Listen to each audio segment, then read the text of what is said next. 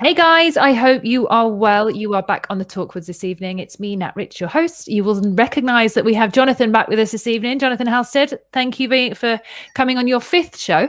How are you this evening? I'm very well, thank you, Nat. Thank you for inviting me back on again. No problems. You're becoming a regular. You're my neighbor as well, which helps, which is really good. And then we've got 2 new faces, brand new faces, and I cannot wait to introduce them to you. So we have Patrick Cook, who is awesome. Patrick is somewhere really sunny right now. So we've said if he pisses us off too much, I'm just basically going to, put him off, take him off screen, because I can do that really quickly. You see, it's as quick as this. So if you're gloating, you're off screen. Just so you know, I can take you out like that. Good to know. Good to know. And now I've rechanged the order. There you go. So Patrick is with us. So Patrick found me. Where did you find me? Matchmaker, wasn't it? Yeah, pretty much Tinder, I think. Love it. It was matchmaker.fm, which is a really cool platform for podcasters who want to connect and they want to swap and do different podcasts. Patrick reached out and he had me on his podcast, which was amazing. And I thought I need to return the favor. And here he is on Thanks mine. for having me. No problem at all. I love it. What did we talk about on your podcast? What was it? Conscious sex, unfucking your money, and something else. That was really exciting. Yes. Yeah, I love that. So we're back talking about what the fuck is a spiritual awakening, and we're going to go down that rabbit hole. And then we also have a series with Patrick as well that we're going to be doing with some of his other guests, because I've stalked his podcast and thought, oh my God, I love his guests. And then we're going to do a whole group with his guests as well, which is amazing. So that's up and coming in March, I think. Are we in March? Or no, February? Getting there. Yeah, we're in February. Oh my God. Where is the time going? It's crazy, isn't it? So yes, Patrick's with us tonight. Do you want to tell us a little bit about yourself, Patrick, and what you do to explain yourself to the audience? Yeah, I'm kind of a multifaceted kind of guy. I do transformational coaching. I've got a couple of different programs. One's called Reset for helping people overcome alcohol in a more empowered way than the traditional 12-step methods. I have another program called the Fuck Yes Club, which is more about finding your deep purpose and your passion in life. And then I also produce music, and I just started my podcast, which is really exciting, called Being. That's being-podcast.com if you want to check it out. Amazing. There you go. And we have Rachel. Rachel is someone I've known for, how long has it been now, Rachel? Has it been 2 years or so? Probably. Yeah, I think somewhere 2 or 3 years, maybe. Yeah, 2 or 3 years. Yeah. So Rachel, I'm going to tell you a little bit about Rachel from my perspective of when I met Rachel. It was through our mutual friend Kat, and I think the first time we kind of had a chat was probably just on the phone, wasn't it? But then when I met you in the real world, in the physical world, which we can't do right now, you rocked up to where I was living with Kat. And I fell in love with this woman and her stories. Like, your stories match my stories and made me realize I wasn't the only crazy person in town. And the way that you talk about what you do is so down to earth, so chilled. It gives me goosebumps when you're talking about it, because I know how real it is and how much kind of fun you actually put into some of the most difficult parts of your life, which I love. And your brand that you have as well online just looks so good. If anybody wants to check out and you fall in love with Rachel like I did, you can check her out underneath. As with everyone else, the links are under the show, under the video.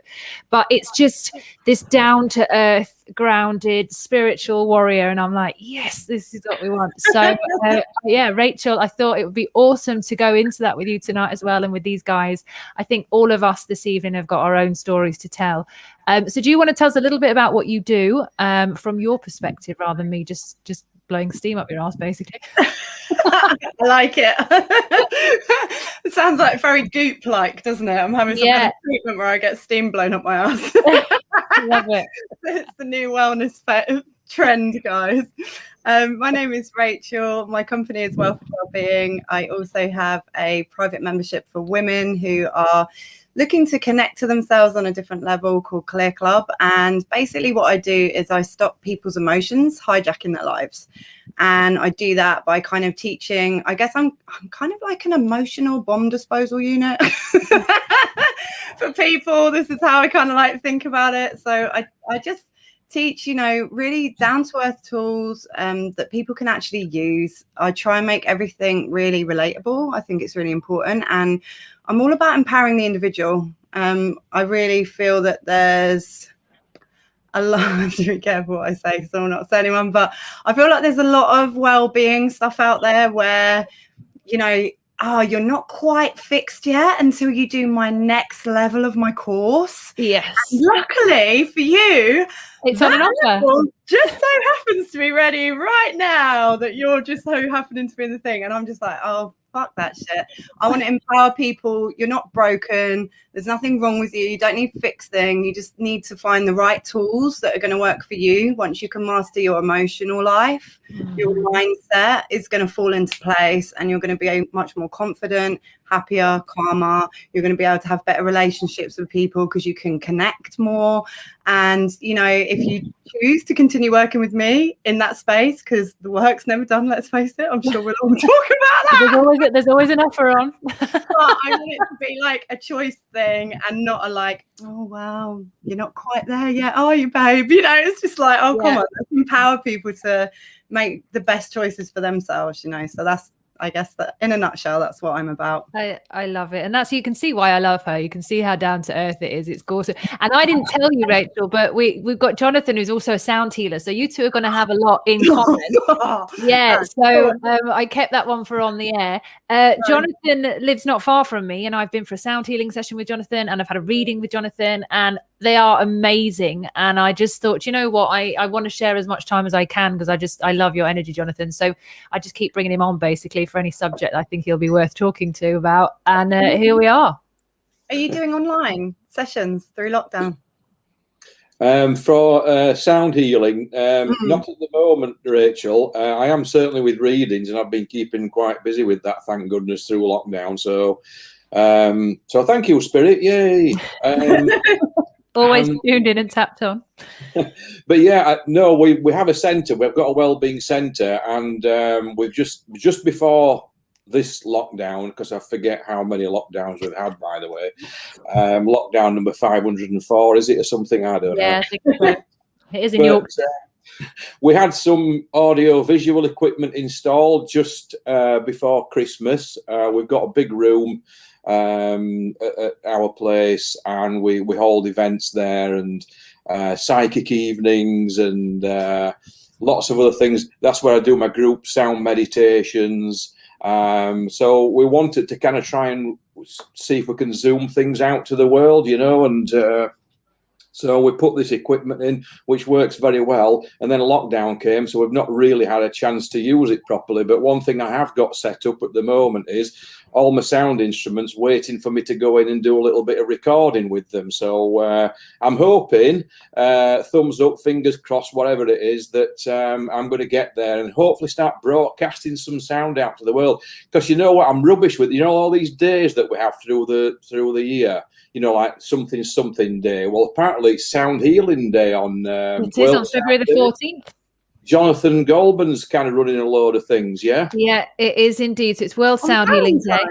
Yeah, so it's on Valentine's Day. So I had Jonathan Goldman on. I don't know if you saw, Rachel. I had Jonathan Goldman on and his wife Andy twice actually. Those two are awesome, and obviously anybody who doesn't know them at home. So Jonathan Goldman and his wife Andy, they're kind of the grandma and granddad of the world sound healing world, and they are absolutely amazing. They've got so much stuff that they're doing, but they launch. It's almost the 20th year, so it's the 19th year of World Sound Healing Day on the 14th of February. So you can kind of go and check out their website. I forgot what it is. If you type in Jonathan Goldman World Sound Healing Day, it'll come up. I think it's worldsoundhealingsummit.org. I think that might be it. And you can check out where they're doing their stuff and where you can join them online. But it's quite good. And I know, Jonathan, are you going to be joining them online, or are you hosting your own day? I'm just toying with the idea of producing something, you know, because like the 21st, like the solstice, I'd like to be a part of that. And can you imagine all that thought energy that went out on the 21st?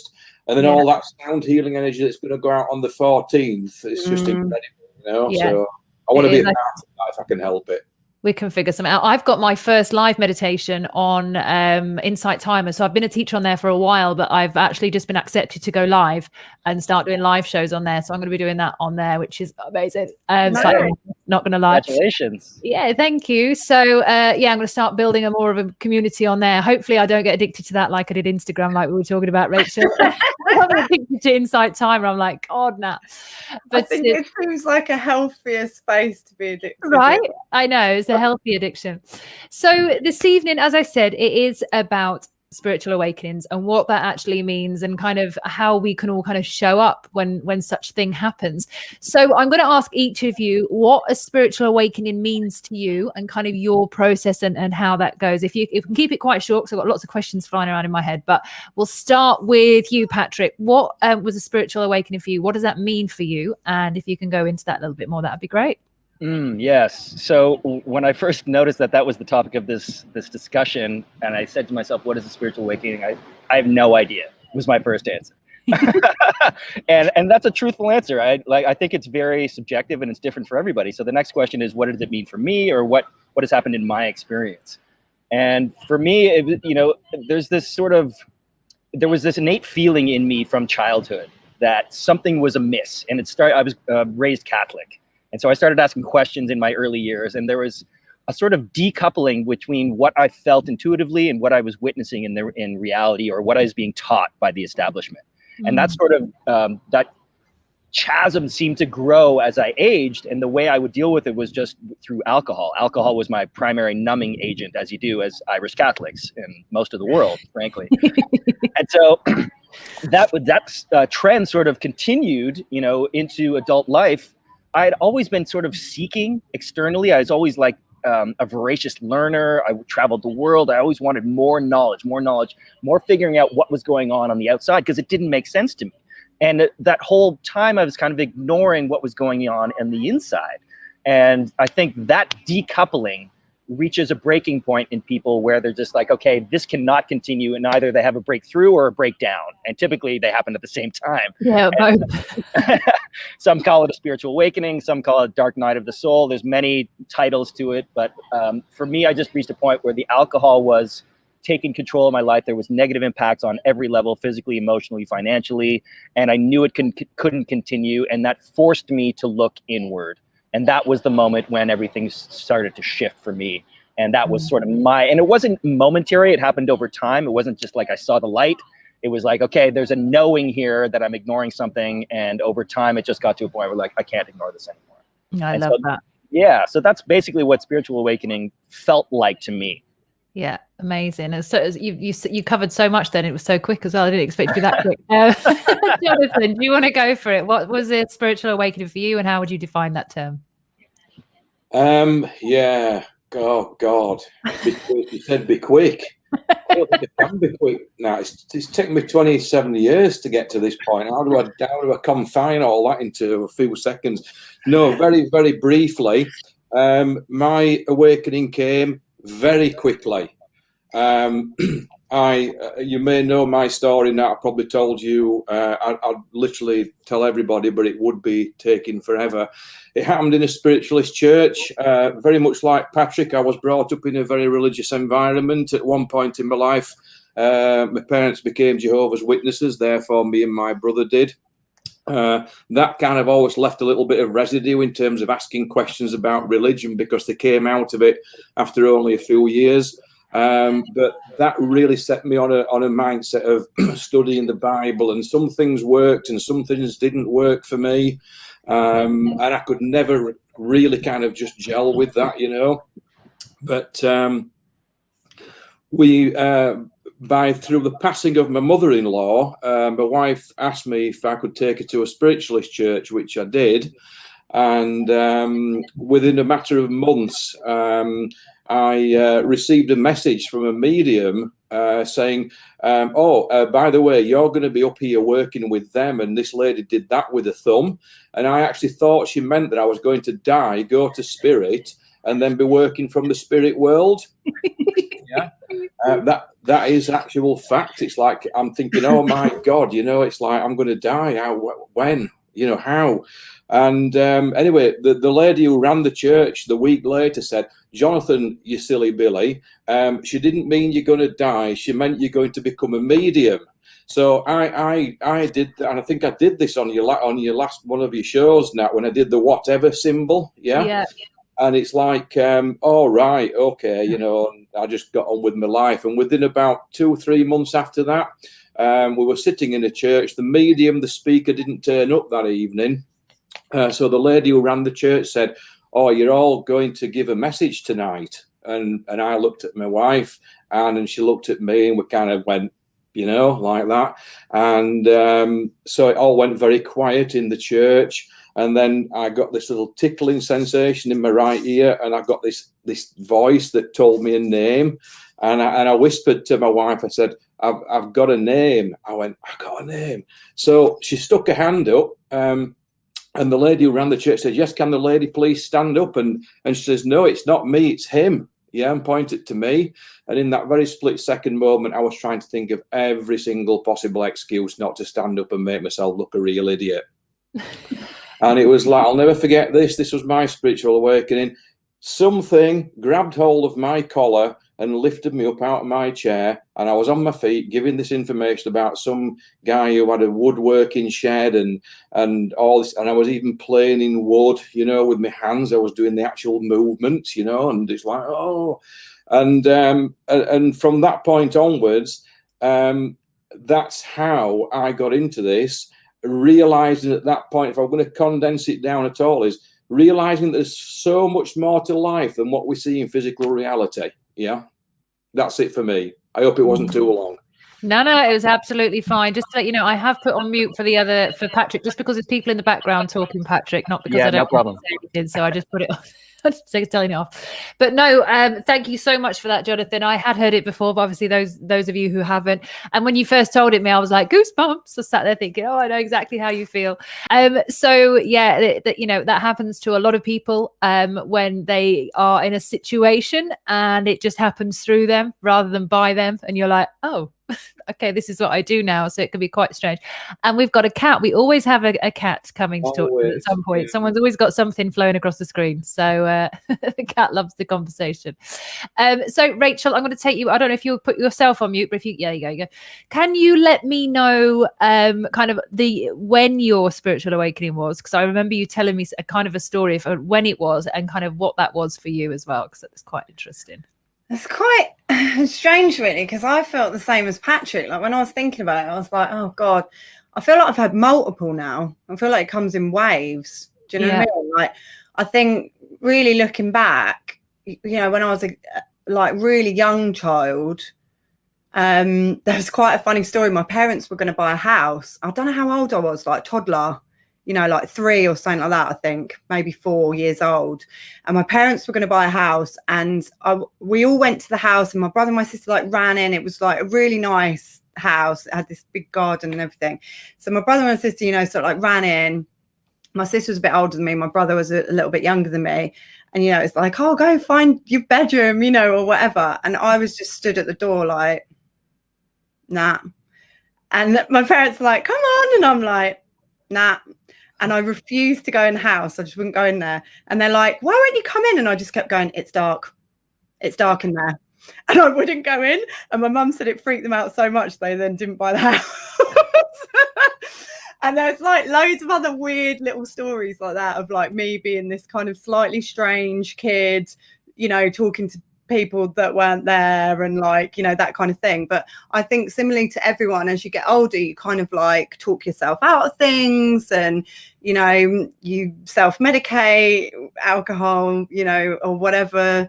And so, yeah, I guess really there's been so many different points. And even now, my problem with spirit, sorry, not that I've got a problem with you, is I'm such a skeptic.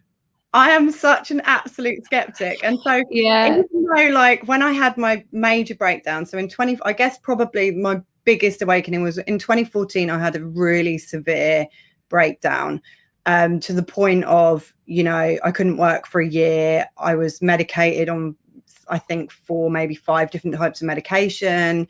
I was begging my mum not to section me. You know, this is the kind of level of how bad my mind had deteriorated. I was diagnosed with depression, anxiety, and later on in therapy, PTSD. And at that point, I was hearing a lot of voices. And I thought I potentially had like schizophrenia or, you know, some kind of really severe mental health issue, because I kept hearing like names and information and all this stuff was coming through, and I was trying to explain it to people, but I didn't know how to explain it. And I was like, oh, it was almost like do you know in the 80s they used to have those things called Rolodexes? Like, for anyone who's like young, you're going to have no idea what this is. You're going to be like, what? Because you've got mobile phones. But in the 80s, there used to be these things called Rolodex, and it was like a round thing that everyone kept their names and addresses of people on, and you could like spin it and it would spin. And it was like this in my head of information. And I didn't know where it was coming from or how it was coming through. And it was petrifying. I'm not going to lie. It was terrifying. Until one day I told somebody and they went, oh, you're a channel. Like cash.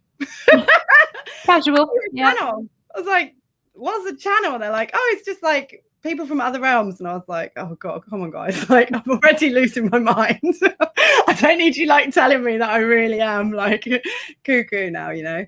But I blocked it out. I didn't like it. So I told them all to go away. And then, to be honest, I'm sort of like trying to get them to come back a little bit now. I went to Reiki and energy healing and started having really bizarre experiences of like, you know, saying to somebody, does this name mean something to you? And then it ends up that and saying, giving them a message, and then it turning out to be like their grandmother or a sibling or somebody that they had been close with who was no longer living, and that really freaked me out. And then there was times when I would just know things about people. So, you know, I would just know that someone was pregnant and what kind of child they were going to have, even though they were like, you know, I felt really bad. My friends, I knew that she was having a boy, and they didn't know. They didn't want to know. And I kept saying he when we were talking about the baby, and they're like, we don't know yet. And I was like, oh yeah. And she's got a little boy now, you know. And it's just all these kind of things where I'm like, how am I getting this information? Where is it coming from? Yeah. And so I guess still I don't understand it. But there's things out there that we, you know, and I think we're kind of ignorant, man. We know that our senses are so limited. You know, we know that we can't hear certain frequencies. We know that we can't see infrared light, for example, or, you know, the full spectrum of light. We can't see it with our eyes. We know that, you know, there's certain times where if somebody was to kind of stroke your skin really gently with something, you probably wouldn't feel it. And so there's all these, we just put everything into this like box of what we can see and sense and hear and touch and taste is reality, and anything outside of that isn't. And I just think it's a little bit ignorant really to not think that there's other things out there. And if there's so many people that are doing this, and, you know, the CIA and whatever are like training people in remote viewing and spending all this money on it, but apparently it's all like made up. It's like, come on, there's something there. There definitely is something there. And it's, you know, I love when you mentioned the remote viewing stuff. So I talk about this quite a lot, and people are like, what's that? And I'm fascinated with it, and I've read loads of books on it. And, you know, remote viewing is the capabilities of being able to see a certain location or certain objects within a location from really far away. And the best example of this is Edgar Cayce, who's a really amazing, famous, dead now, unfortunately, medium. And Edgar Cayce actually did a remote viewing session. He was employed, I think it was by the US government. I can't remember exactly who, but all of his records of his readings have been kept in his, there's kind of a lock and a vault of everything that he ever read back in the day. And he used to go into a trance, and he would come out with these readings. He couldn't remember what he'd said, but during the trance, he'd come out with numbers for lotteries, for races, for the stock market, all kinds of stuff. And he was used and abused quite a lot for his knowledge, because he didn't know what state he'd go into, but all of his information was accurate. And he was asked about Saturn, the planet, and he said that there would be two extra rings found on Saturn. And they basically said he was, because obviously Saturn you can't see, even though they knew he was good at remote viewing and he could look at different places in the world. They stopped using him after that period of time, if I remember the story correctly, because they said it was his talent had gone. But actually a couple of years later, they actually found out by looking through looking through it, and they'd actually seen that there was two extra rings on Saturn, and that his was so accurate. His explanation of exactly what they meant was so accurate. But after that time, unfortunately, he died. So they couldn't get him back to bring him in to kind of know this information. But it's, you know, a lot of people would say that that's crazy, but they pay people and they train people in this for specific jobs in the CIA and throughout all of the governments throughout the world. And they use specialists who usually aren't very imaginative people, because the more imagination you have, the less you are able to do remote viewing. You can still do it, but your imagination gets in the way. So it's people who don't have the ability to imagine too much, where they kind of get into a certain state. They can go onto the other side of the world in their mind, and they can given coordinates. They could come back with pictures. They can come back with understandings of what's going on, what's being built, what color clothing someone's wearing, what's going on underground. Through walls, they can see everything. And this stuff is an entire operation that's funded in every single country around the world. So this stuff that we're talking about today is very real, whether you believe it or not. You know, it's up to the other person whether they believe it, because that's what matters. It's not about whether you believe it or not. And this is, for me, my own spiritual awakening, should we say, was more of an awareness, like a jump in awareness, when it was in 2009, and I came back from Ibiza. And I've told this story before, so anybody that's listening, sorry if you've heard it like 50 times, but you know, heck, you're on my channel. So the time, and I remember saying to my friend, I'd come back from Ibiza and I was grey. I mean, I had a tan, but I was grey. I'd had so many drugs, so much alcohol, and I was just, and I was thinking to myself, you know, what is better than, you know, I've partied in all the best places, all the best DJs. What else is out there? I can't, you know, this can't just be life. What else is there to life? Because the parties can't just be it. And I sat on this bed and I'm like, there's got to be something more to life. And in my mind, this guy came up, and I texted him, and John, he might be watching, and I texted him and I said, hey, I've got this question in my head. And we were chatting, and he said, come and meet me for lunch. So I went and met him for lunch. And he said to me, and it was really significant, because he said to me, it was really kind of cryptic. And he said, there is something more to life, but I'm not going to tell you what it is. He said, but go and research the Twin Towers. And I'm like, what, you mean the ones that the planes flew in? He's like, yeah, the Twin Towers. I'm not going to say anything else. Go and research those. So I, you know, went off with my little laptop that night, went researching the Twin Towers, and I'm looking at it, and I saw all this conspiracy stuff that you call conspiracy coming up. And I'm like, hold on a minute. Like, they couldn't find almost 3,000 bodies or whatever it was in all the rubble. They couldn't find them.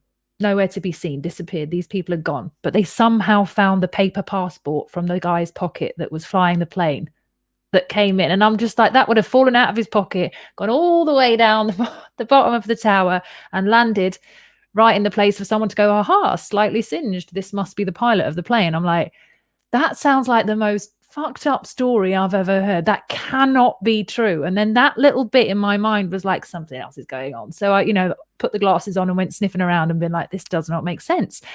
And it was that opening of, we're being lied to in some way, for some reason. Why, I don't know, but there's a crack, and I'm going to go down that little rabbit hole. And then obviously I got lost, ended up having a breakdown / through, and things just changed in my life. My understanding of things just widened. And from about a year after, I'd done a Reiki session, and I'd actually done a Reiki session on someone, because I got told to practice Reiki, to learn how to do Reiki. And I'd done a Reiki session on someone, and it was my first ever one. And I remember this tiny little woman, she's about this big. She's like 63, she was. Her name was Sue. And she's so small and delicate. And I did this Reiki session, and I couldn't feel my hands. And I'm like, I could feel energy, but I couldn't feel anything else. And then my hands, from my arms to the end of my fingers, I couldn't feel anything. And I'm just under her head. And then I start moving over her body, and my hands are getting freezing, and I'm working my way around it. And then at the end of it, I'm thinking, what the hell was that? And I was getting messages in my mind, like, tell this woman, give her love, give her love. And I'm thinking, who's talking? Like, what's going on? You know, like, I'm just doing this Reiki session thinking, what the fuck? And I've been telepathic before, but never have I heard words. It was more like, I'll explain that in a moment. And I got these messages through. And then afterwards, this woman sat up, and she's crying her eyes out. And I'm like, oh my God, she's 63. I'm making her cry. What have I done? What have I done? And I'm panicking. And she's just like, what do you do? And I'm like, I'm starting another company. I was like, I'm starting a water company. And she's like, you're not meant to do that. You're meant to do this. My husband's in the room, and he came through you, and he died 3 months ago. And I'm like, what? And I just, what?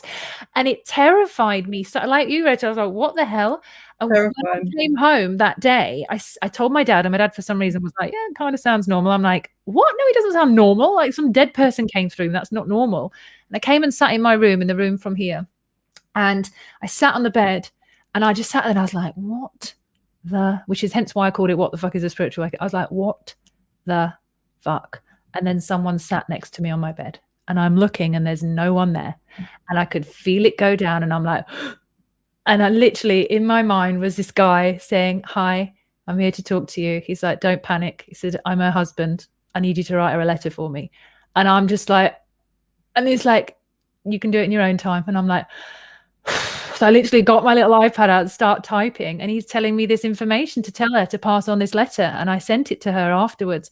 And the thing is, he was an artist, and he was an artist in the 60s. And these two were at it. They were like swinging and all sorts. And he painted a naked picture of her. Stunning, apparently. But they left it in the attic and they never showed the kids because obviously they didn't want to portray this scenario of them being quite sexual. So he got me to explain this and put it into the letter and told her, basically after he died, he said, get the painting out of the attic and go and put it in the house. I want the kids to know who I was.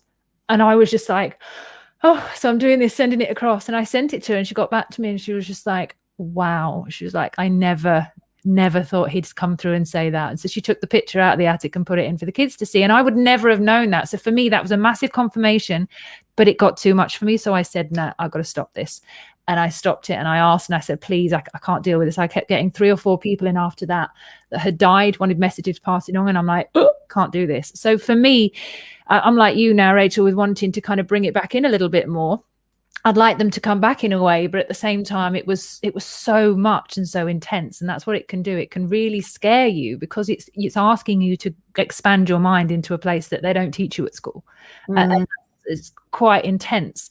And there's so much there to learn as well about, you know, the different ways that can happen, because there's 3 types of kind of clairvoyancy, should we say. So clairvoyancy is about seeing things. Clairaudient is where you hear things, and clairsentient is where you know. And I'm clairsentient. So I would know things and then I'd be like, how do I know things? And people say, how do you know? And I'm like, I don't know, I do. But, you know, you sound really arrogant, but I just know. I could put my money on it. I know, but you don't know how you know. So it's quite difficult to be able to, you know, convince myself as well. But there's lots of different ways to wake up. And these are just our scenarios that we're talking about today. But we've had a really good question in from Bill, who's one of the other guys that I have on, who's a porn addiction specialist, an awesome guy. So there's going to be a show, actually, Patrick, with you, me and him, and another guest, so you guys are going to get to see each other.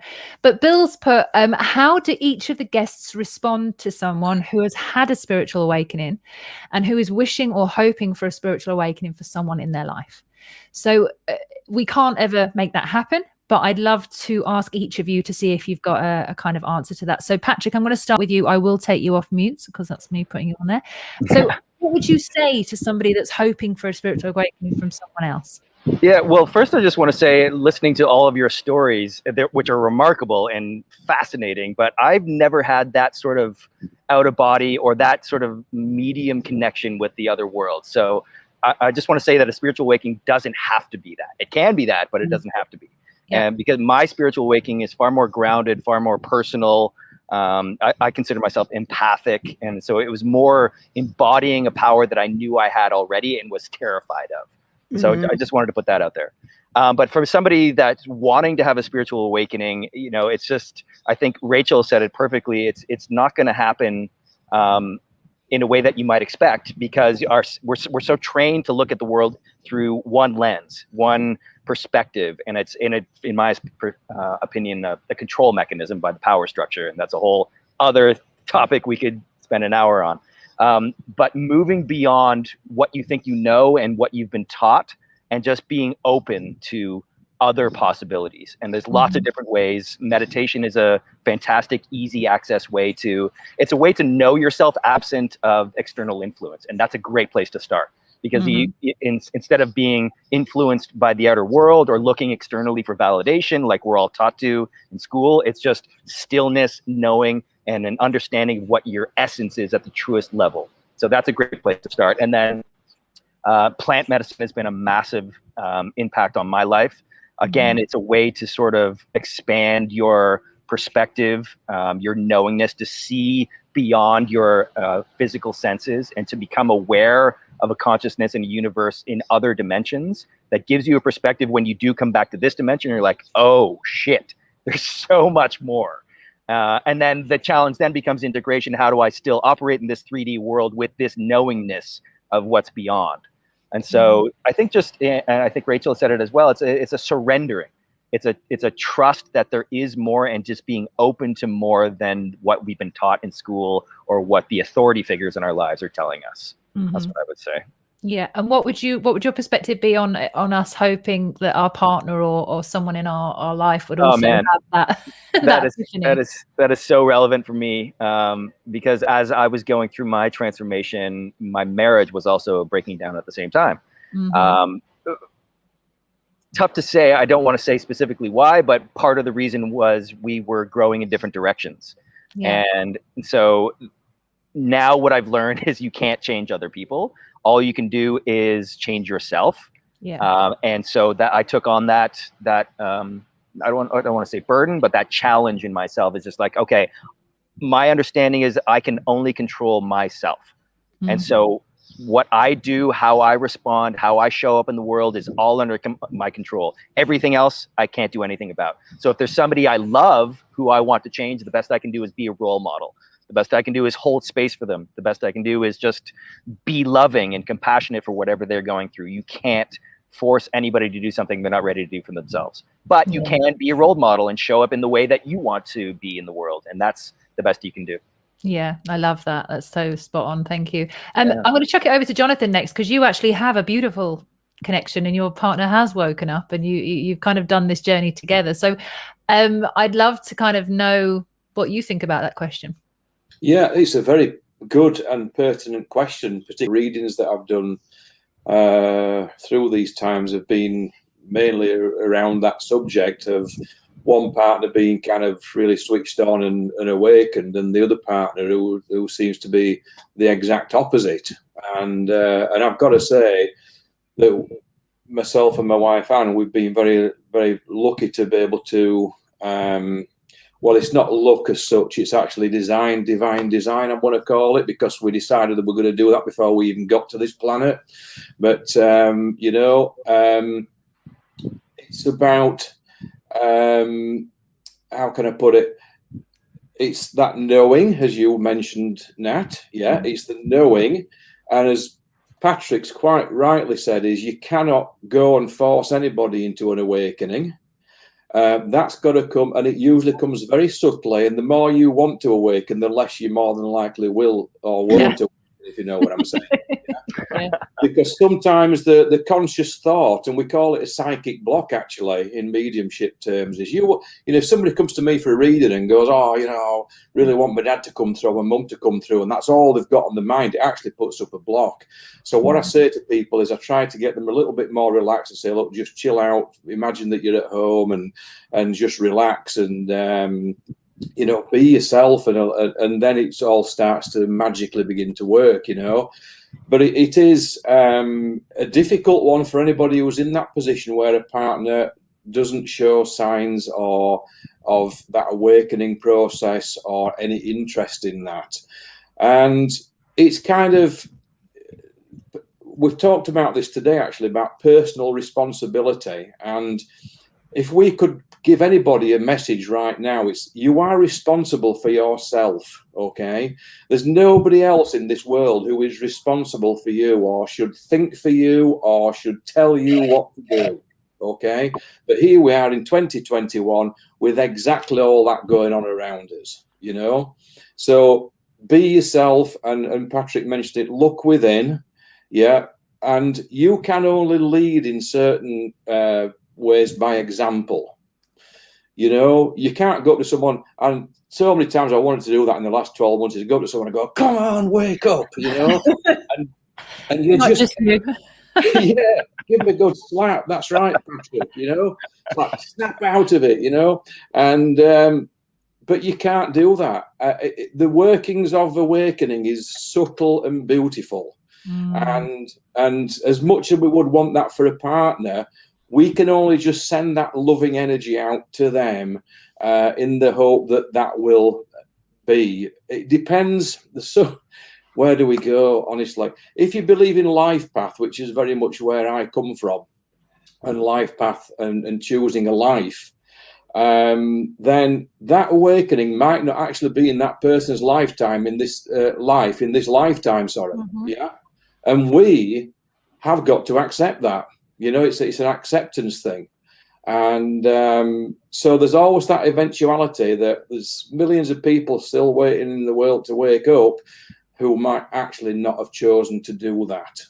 Yeah. So, you know, we've just got to, as we've said, be ourselves, look within through the meditative practice, and just transmit that love and that divine energy, and just wrap people in it. And you know, we've got to just go with the flow. Yeah, for sure. And that's this beautiful way of looking at it, and something that just triggered within me then, Rachel, just before I come to you. Sorry, I was just going to interrupt to say my bit.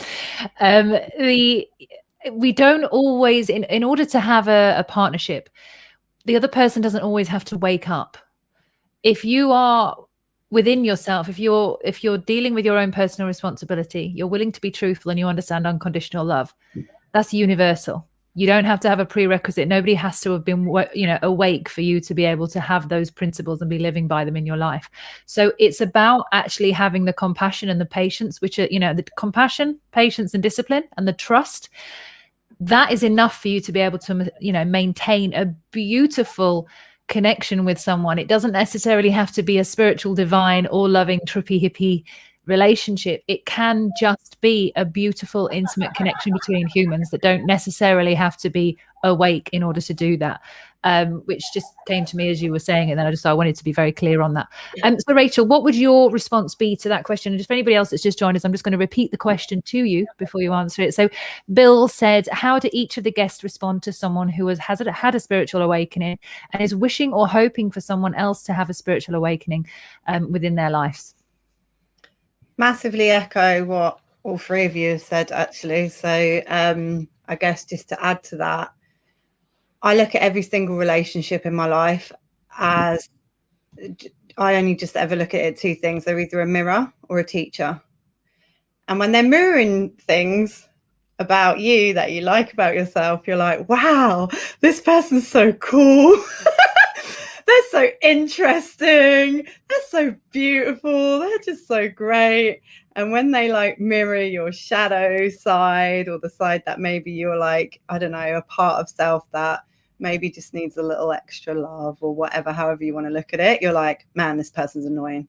There's something wrong with them. They need fixing. And you like project everything like onto the other person, or they're teaching you something. And I think, massively echoing what the other guys have said, I have this thing within Welford Wellbeing that I've started teaching called the Welford Way.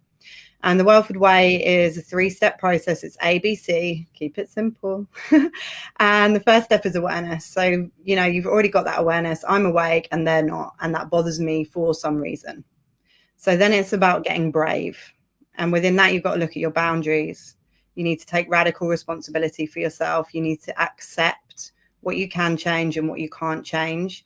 You need to look at where are you getting your validation from, and look at your values. So, you know, maybe it's that actually in this relationship now that you're awake and they're not, somehow your values don't align anymore.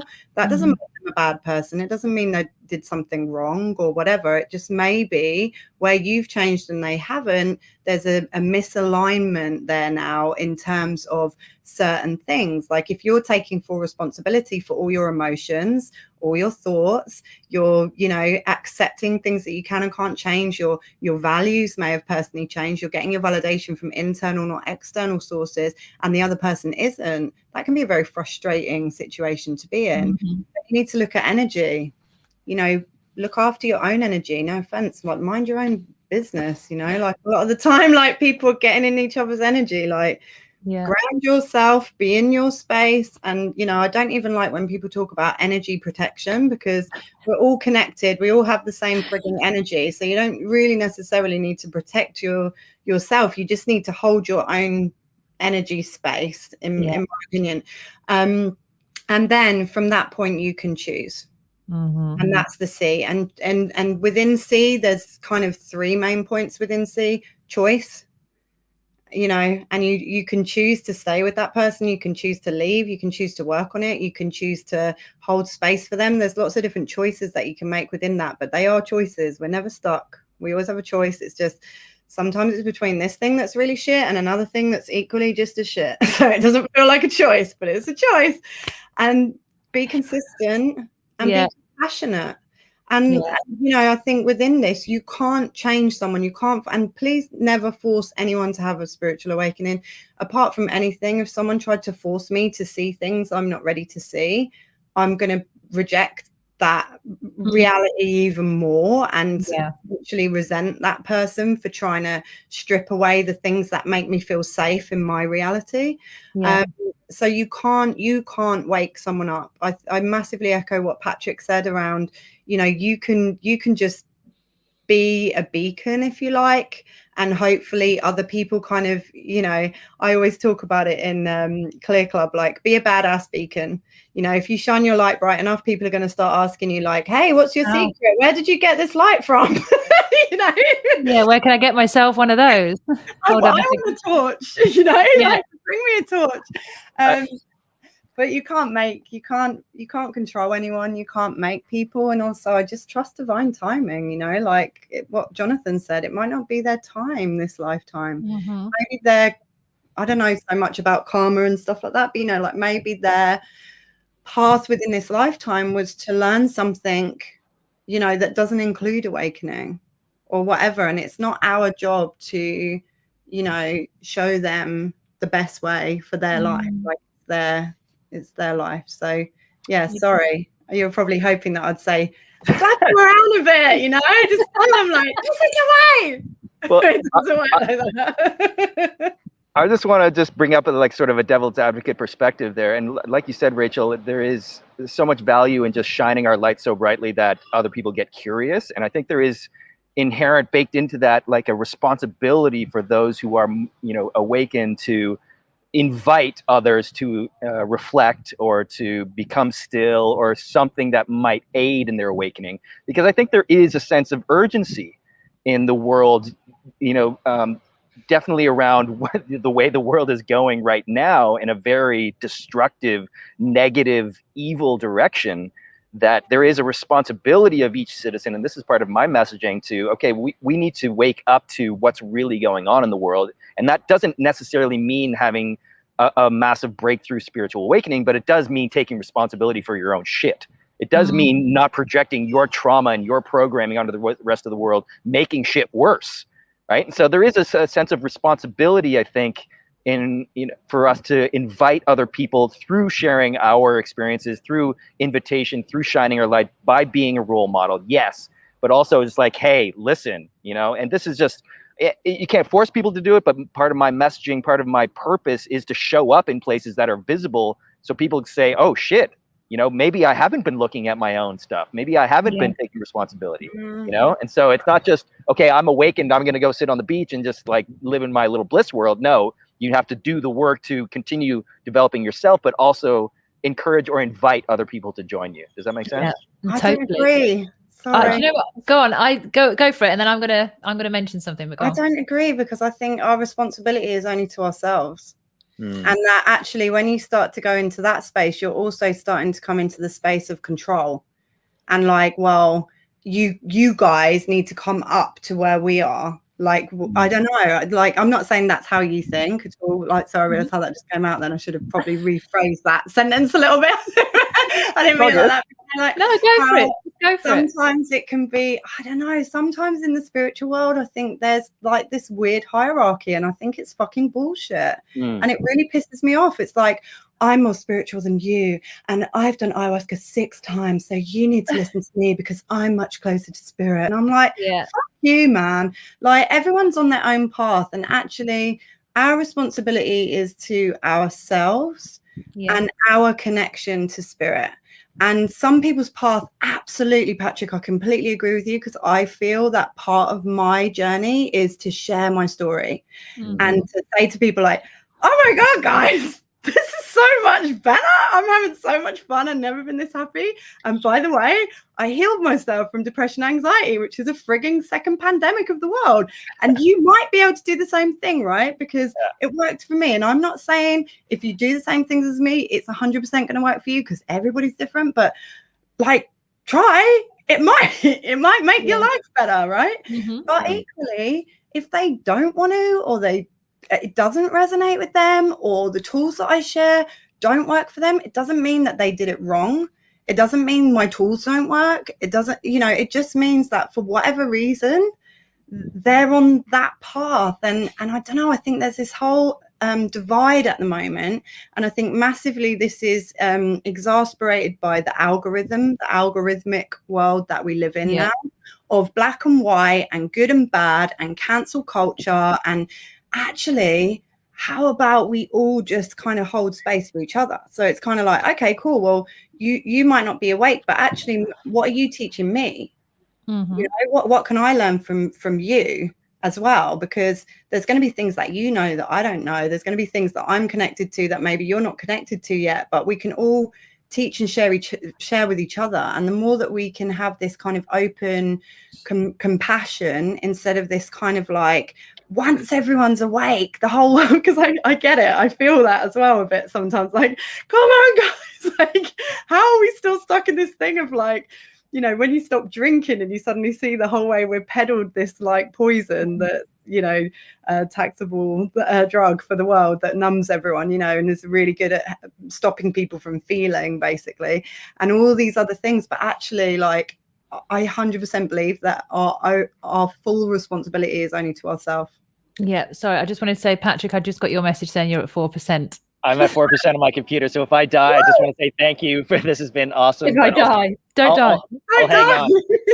Yeah. I'll hang on. If you die, we'll get Jonathan to bring you through. Just talk to me from the other side, Patrick. Yeah. Exactly.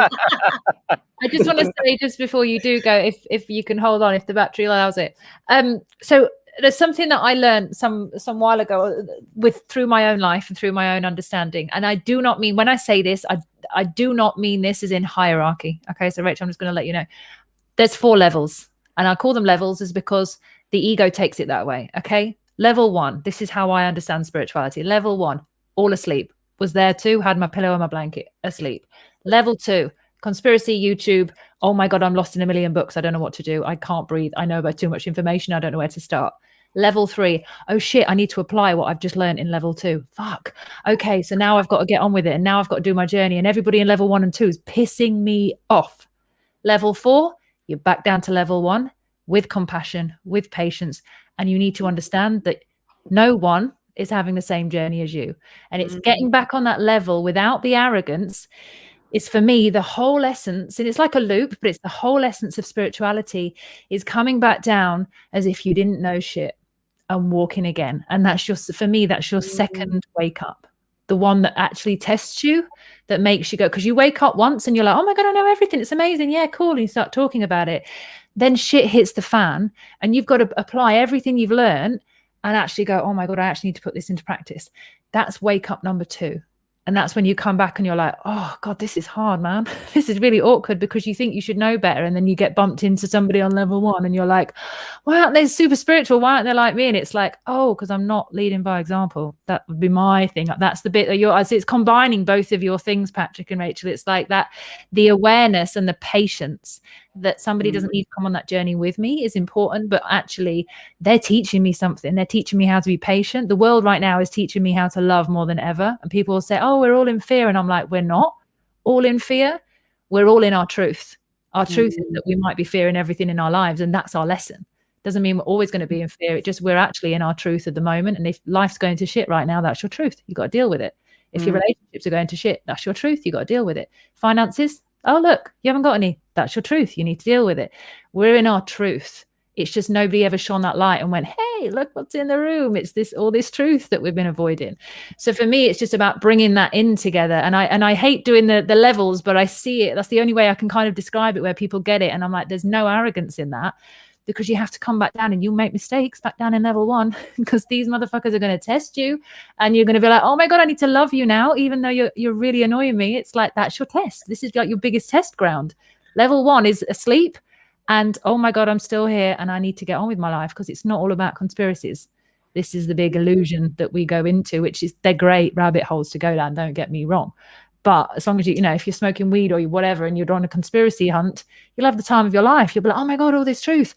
But then you try and integrate back into society and you're like, fuck, that's really difficult, because you now know too much stuff and you want to tell everyone and not everybody wants to listen.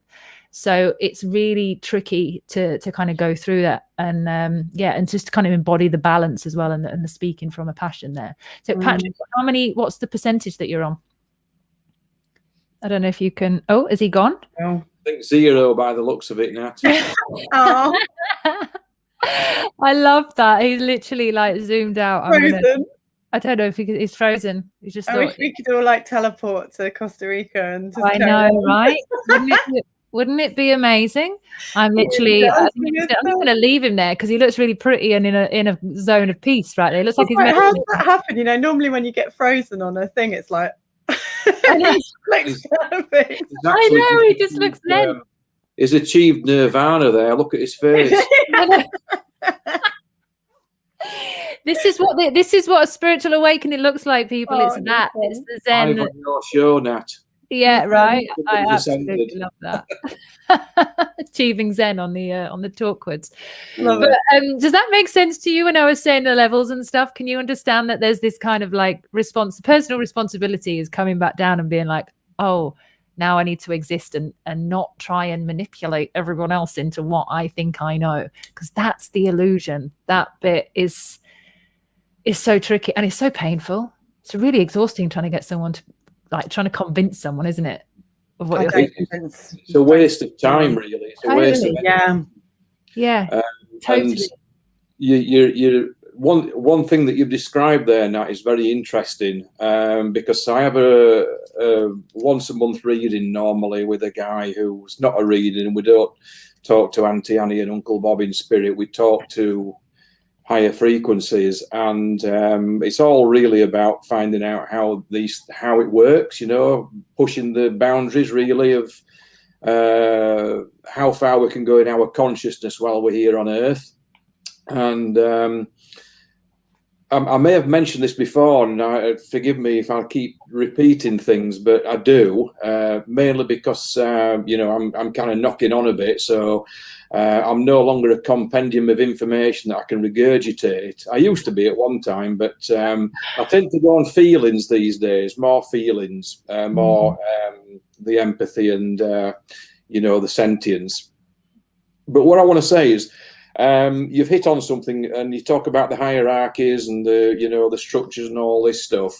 There really are kind of that is one level of thinking, that everything is in hierarchy, but the flow of energy is eternal, it's constant. And the best thing I can image or symbol I can use to define that is the symbol or the picture of the torus, the toroidal field. The toroidal field, yes. Yeah, exactly. And it's a constant flow of energy, and we kind of coming to the conclusion now, like that as well, just to like the eternity symbol, and we're coming to the conclusion that we all attain total divinity at some point. If we look at a timeline or a linear timeline of, we remove ourselves from the physical body and then go back into the light body, into the spirit body, then we're on this journey then of ascension, and it's just a constant ascension, and you keep kind of going up and up and up in this toroidal field. And then there's some point where you actually become God, okay? And then God decides for itself that, I'm going to go and do that all again. Only this time I've got a little bit more knowledge about what I'm going to do next time. Yeah. Yeah. And if we look at life, that's really how life seems to work. It's like if we look at multiple lives or the possibilities of what we can do, then it's this constant toroidal field of energy, there's total cycle of energy just going on all the time. There's no end to it, there's no beginning to it, there's no end to it. It's absolutely perfect. And I think I put the comments on and somebody asked a question. Sorry, I hope you don't mind me. All right, no, go for it. It said something about finding heaven. It's gone now. Oh, you know what? I could see it about 2 minutes ago. Spiritual awakening should be reaching heaven on earth. Yeah, and I just want to say to that, heaven is on earth already. Yeah, heaven's not a place to be achieved. It's not a place to go to. It's actually here right now. You know, heaven exists within every single one of us, and when we're in that meditative state, we are in that place, and we're totally free of our bodies, our physical, the illusion of reality. We're totally free of that. And we become more awake and more alive actually through that process of meditation. It doesn't matter what drugs you take. And I've been a bit naughty in the past because I thought that might help me achieve, you know, an ascension, nirvana, call it whatever you want, and then realize that it doesn't, you know. And what it actually is that the message is to go within and find that within. And once you've found that beautiful space, and we call it the void, and John Lennon wrote about it in Tomorrow Never Knows, when you've been to the void in meditation, you know or feel what it's like to become everything and anything all at once. Yeah? It's incredible, isn't it? Yeah, you can see all three of us when we're thinking about that moment. We're automatically like, yeah, I get it. And you can't live in there, can you? That's the thing. It's like, the thing. It's not like we're not here being like, oh my God, we've been in it and you haven't. It's just the internal satisfaction that comes from knowing that you are part of everything. It's just, it's an inner answer that you can't get to in an external way. You can take drugs, you can take psilocybin, you can take ayahuasca, you can feel that, but when you do it naturally, because even taking something is an external way of getting there. Absolutely. When you do it naturally by your own sheer discipline and your dedication to being on that mat and in that moment and with yourself, when you achieve that naturally, there's this feeling of connection that stays with you, that's resonant, that I can tune into, that Rachel can now, that Jonathan can now. But when you compare that to what you take in psychedelics, you can kind of remember the visuals and part of the story and the trip that you went on. But the internal body feeling for me doesn't come back as it does like when I remember the deepest meditation. I don't feel that it is. Yeah, I think in my experience as well, that, you know, connection that comes with when you can access that space without anything. Yeah,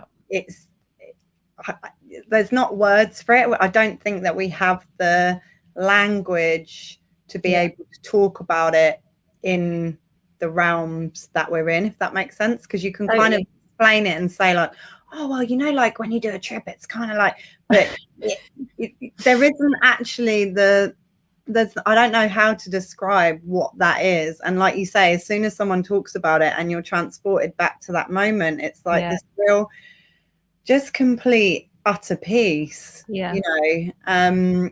But it's, again, I find it difficult because I'm like, we don't live like monks. We live down here. I love what you say. And I love it up there, don't get me wrong, but we live down here. And this is my humanness.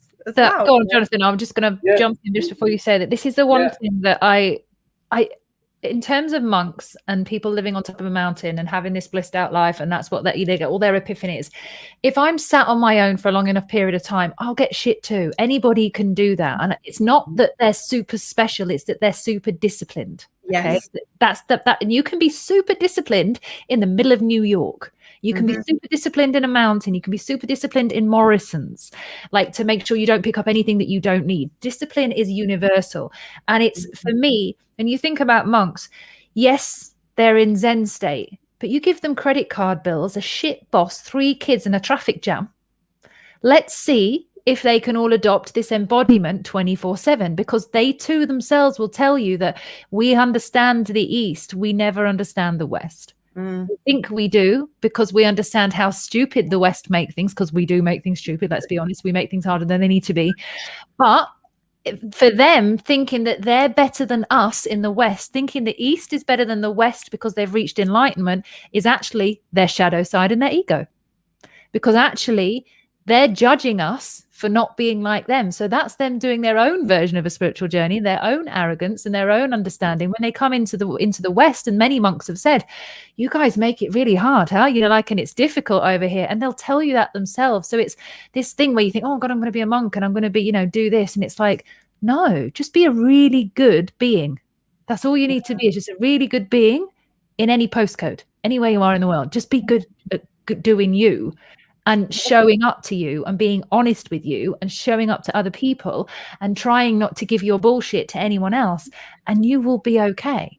I think it's really important to share that as well, because I think a lot of people, like, you know, I've written a couple of meditation courses and things because I was getting really frustrated often at how meditation was taught, and that people aren't really shown or taught that it's not really about emptying the mind at all.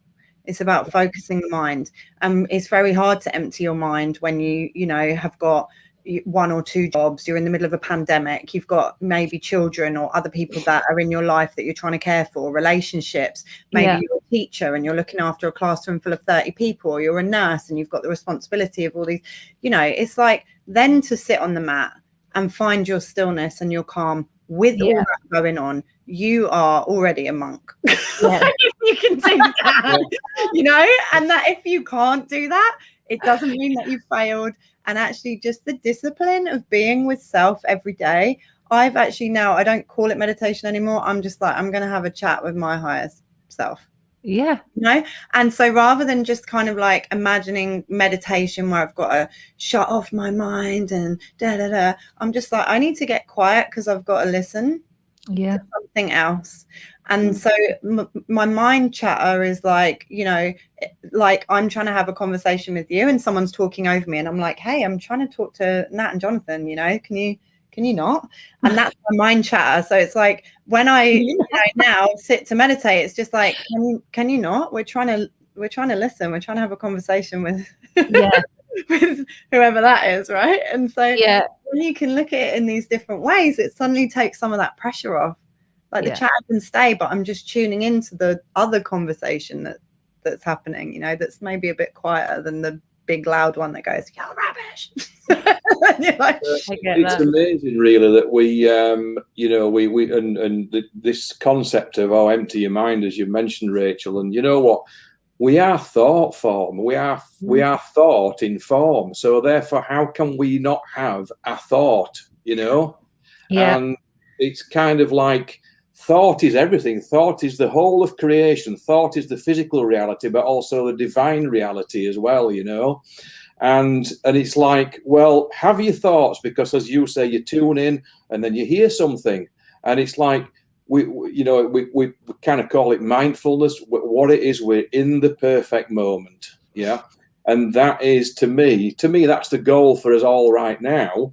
If I was to say to anybody, try and achieve connecting with that perfect moment, and you can have all kinds of stuff going on, but try and you've mentioned the word discipline as well. Now, discipline yourself into connecting with that perfect moment, because that's where all the answers lie. You know, every single answer of all the time or whatever is all in that perfect moment, because that is the actual divine spark. Okay. That is what connects us to everything.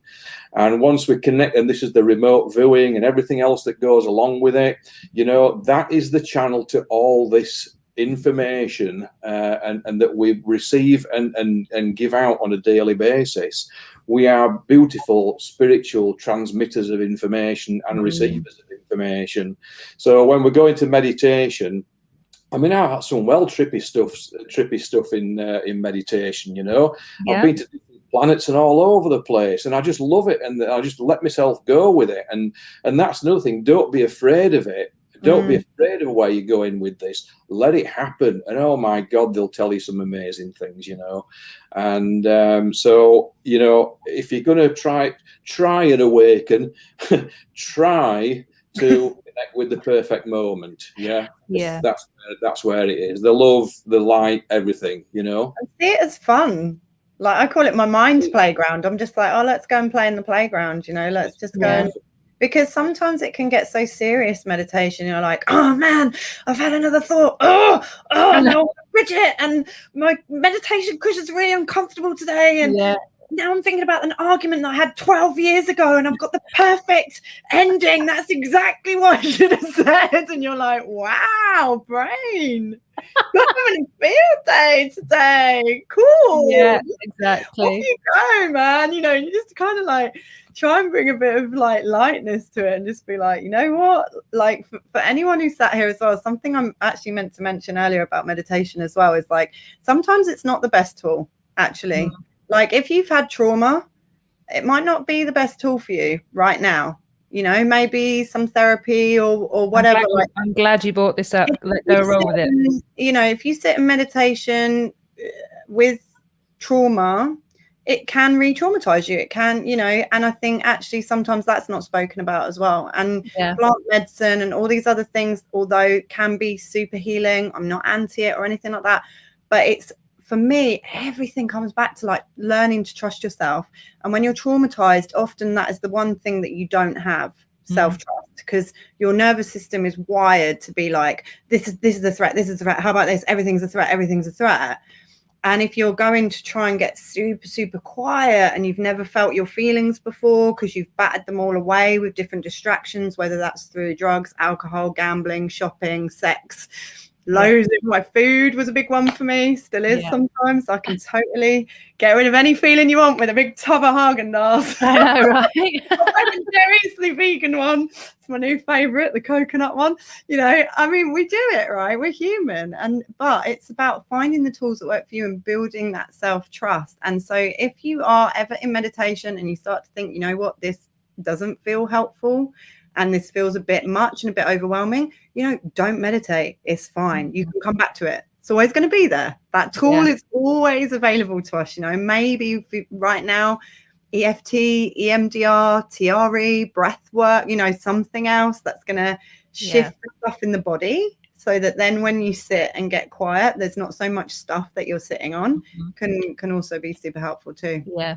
I feel like there's something that I think a lot of people miss, and I'd say a good 70% of people miss this when they start meditation, if not more, actually, is that like most people, we don't have a lot of space or time in our lives. So when we give ourselves space or time, what ends up happening is our mind goes, boom, oh yeah, we've got 5 minutes, and it gives you all the ideas that it's been waiting to give to you for ages because it knows that you're listening.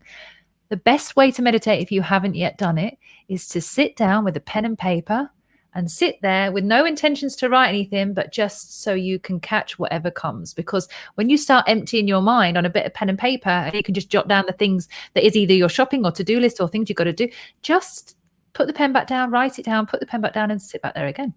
And then something else will come. So you pick up the pen and start writing again. And all you're doing is getting used to the fact that your mind delivers you thoughts.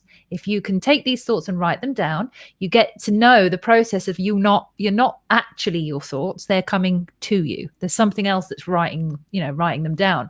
And it's that awareness that you can get. And you're like, oh, and it just becomes a bit of a to-do list. You remember some shit that you haven't done that you're like, oh my God, it can be really helpful. But then you can go back to putting the pen. As soon as you put the pen down, you're like, close your eyes again.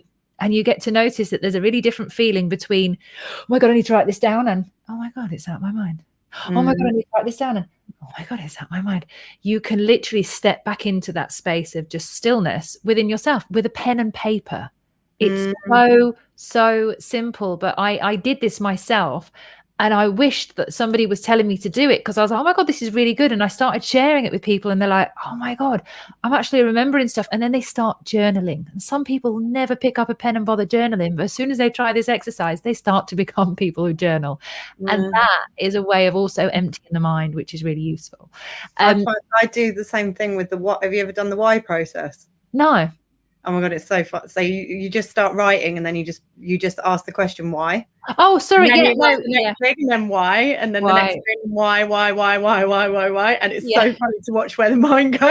It's like sometimes you read it back and you're like, wow, okay, that's where we're going with this. Yeah, like, you can get really embarrassed. You can get really embarrassed by your own mind doing that. I do. Yeah, no, I do. I'm like, God, it's wild up there. That depends where your mind's going. But on that note, we are going to leave it there. But I want to thank you guys so much for today, and I really, I loved it. I knew it would be good energy today. I knew that all the that all the different characters would be able to bring something and blend it together really nicely. So guys, thank you for joining me. I really appreciate it. Thanks for having me. Thank you for inviting. That's fine. So if anybody wants to get hold of these guys, or Patrick that, you know, reached enlightenment and buggered off earlier, you can go onto here and you can see all of their websites and everything. I highly recommend a reading with Jonathan. Even if you're not into all of that stuff, I stopped for a long time not wanting any readings, not wanting any extra information, but I knew when I saw you, Jonathan, when I was talking to you, there was something there that I needed to get, and I sat with you, and it has changed my life direction, because obviously now we're moving to Devon and a whole other story of things. But yeah, there's some magic to be had there, and obviously with sound healing as and when Boris will allow it. And for Rachel's got, was it the Clear Club? Is that right? Clear Club, the wait list is open at the moment. We'll be opening for new people. It's women only on Clear Club, but lots of other things that I do are open to everyone. I have a beautiful album called Live from Lockdown, so if you're into guided meditations and sound healing, then there's 7 different guided meditations and gong meditations on there, which have had incredible feedback from, which has been really fun. So yeah, there's a few different ways to work with me. Amazing. We'll see, guys. I bring you the best things, best people. Love it. So if you haven't already subscribed, please do so. If you like this, please like it and share it. I would be very grateful. And I will see you tomorrow. I have a really interesting show tomorrow, and it's called A Sacred Death. So it's the positive transformational process of death. So it's coming at it from a very different perspective, very spiritual, but in terms of a real kind of shift in awareness and a process. So it's a beautiful experience. So thank you very much for joining us today. You guys stay there. Everybody else at home, I will see you tomorrow at 7 p.m. Bye for now.